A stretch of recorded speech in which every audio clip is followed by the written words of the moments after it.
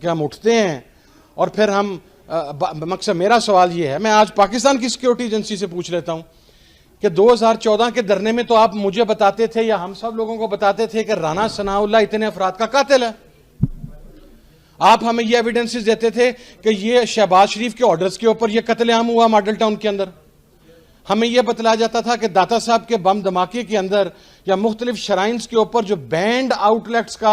जो उनका in exact sense या इन लिटरल सेंस जो उनका प्रमोटर है वो राना सनाउल्लाह है। तो आज क्या सूरत हाल बनी कि जिन लोगों को आप हमें यह भी बताते थे कि बलूचिस्तान के कौन से लोग कोयटा में होने वाले बम धमाके के अंदर अफगानिस्तान की इंटेलिजेंस एजेंसी के साथ मिले हुए हैं, आप हमें डॉक्यूमेंट्स देते थे,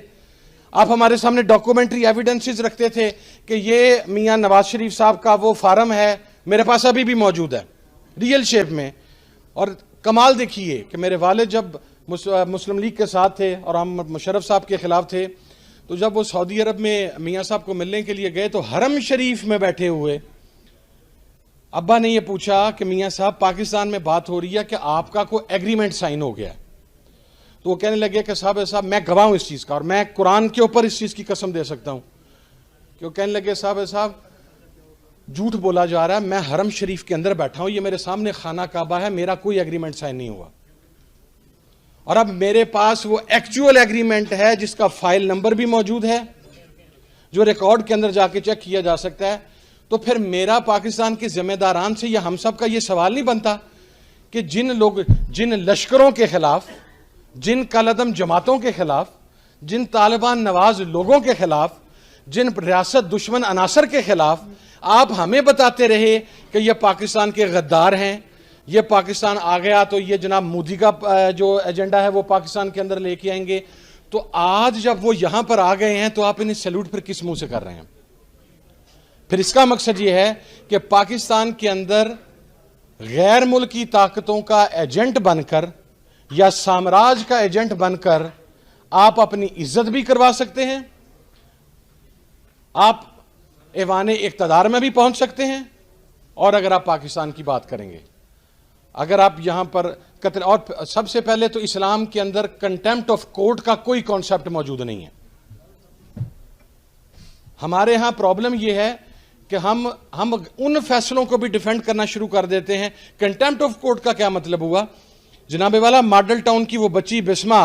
आपकी अदालतों के बाहर रात सारी रात बैठी रहती है, तो रात 12 बजे उसकी अदालत तो नहीं खुलती। यहां पर बच्चों को चाइल्ड मोलेस्टेशन होती है, यहां पर रेप होता है, यहां पर कत्लेआम होता है, यहां पर लोगों की इज्जतों के साथ खेला जाता है।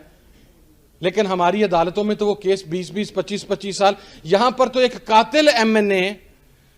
वो दुबई से पाकिस्तान आता है, वो वोट डाल के जाता है। यहां पर तो वो आदमी जो कहता था कि मैं पाकिस्तान फौज के जर्नैलों को पाकिस्तान के बॉर्डर पर लगी हुई बाढ़ के साथ लपेट कर तो मैं उन्हें खींचूंगा, उसे आप स्पीकर के प्रोडक्शन ऑर्डर के बगैर कौमी असेंबली में ले आते हैं वोट डालने के लिए। अब उसी मोशन हमें बताया जाता था, मैं जिम्मेदारी से कह रहा हूं,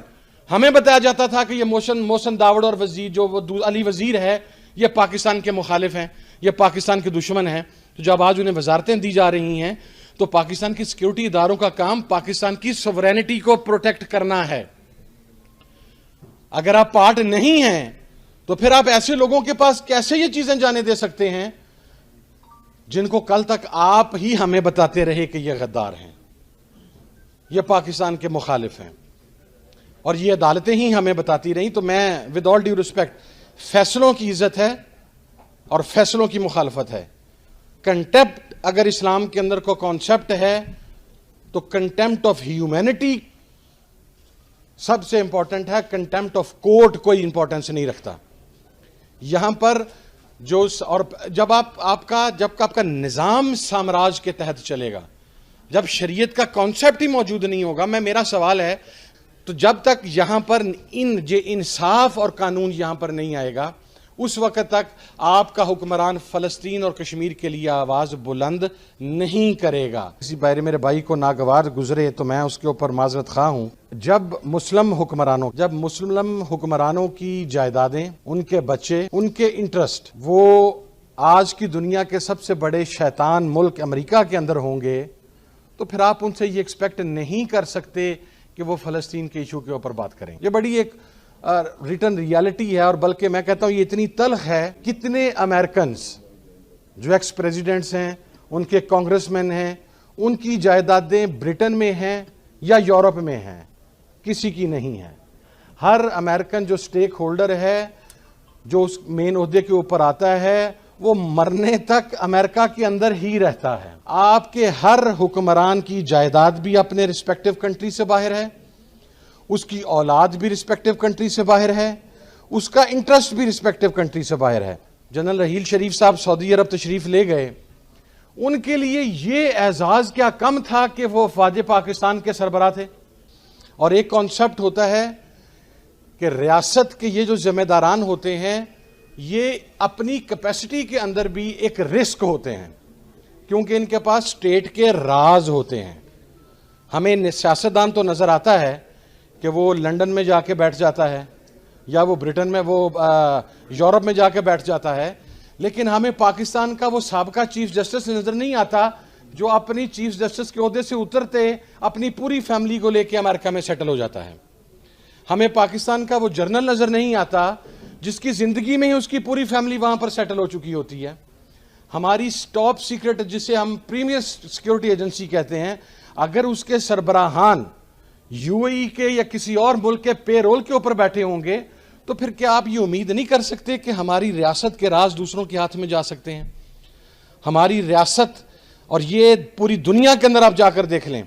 कम से कम मेरे नॉलेज में नहीं है कि जो किसी भी मुल्क की अफवाज हैं, जो किसी भी मुल्क की प्रीमियर एजेंसी हैं, सीक्रेट एजेंसीज हैं, जो किसी भी मुल्क के सरबराहान ममलिकत हैं, उन्हें ज़ाहरी तौर पर नहीं लेकिन उन्हें प्रैक्टिकली फोर्सफुली उस मुल्क के अंदर रहने पर मजबूर किया जाता है कि अगर आप इस मुल्क में रहते हुए इस मुल्क के सदर बने या किसी इदारे के सरबराह बने, तो फिर मरना भी इस मुल्क के अंदर है।